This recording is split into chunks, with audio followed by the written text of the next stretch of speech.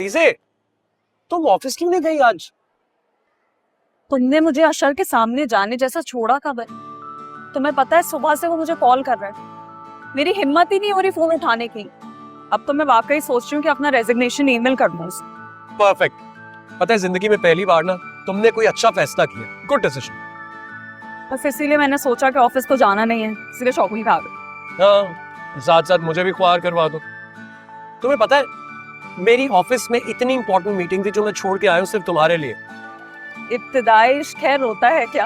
आगे आगे देखिए होता है क्या। वैसे तुम इतने सड़े हुए मूड पे क्यों आए हो? क्या हुआ है तुम्हें? अगर नहीं आना था तो मना कर देते।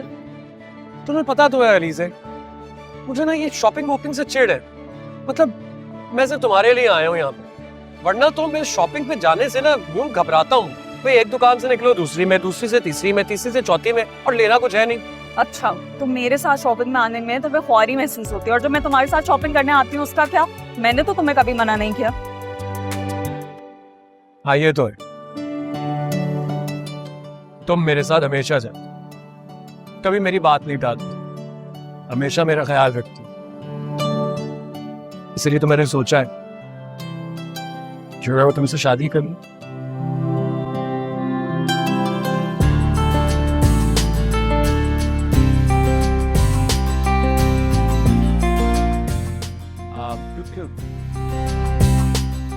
क्या है यार, तुम अभी से ऐसा कर रही हो मेरे साथ, शादी के बाद क्या करोगी?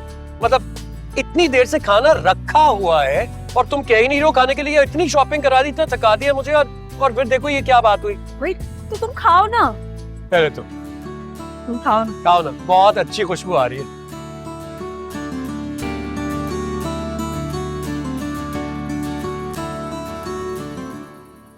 हाँ वो तो ठीक है, लेकिन मैं क्या कह सकती हूँ। हाँ वो दरअसल सलमा बहुत शर्मिंदा है आपसे। उसकी तो हिम्मत नहीं हो रही थी कि आपसे कैसे बात करे, इसलिए मुझसे कहा कि मैं आपसे फ़ोन करके माजरत कर लूँ। अच्छा चले ठीक है, आप उनसे हमारी तरफ से माजरत कर लीजिएगा, बाद में बात करती हूँ मैं आपसे। खुदा हाफिज। किससे बात करेंगी? वो रिश्ते वाली है ना, उससे बात कर रही थी। उसने एनी के लिए रिश्ता दिखाया था, लेकिन एनी के तो मिजाज ही नहीं मिलते। अब सलमा इतनी शर्मिंदा हो रही थी कि उसकी हिम्मत ही नहीं हो रही थी कि कैसे बात करके मना करे, इसलिए मुझसे कहा कि मैं उनसे बात करूं। तो बस उन्हीं से माजरत कर रही थी। अब खाना लगा दूं आपके लिए? नहीं नहीं, अभी भूख नहीं लगेगी मुझे, एक कप चाय पिला दो।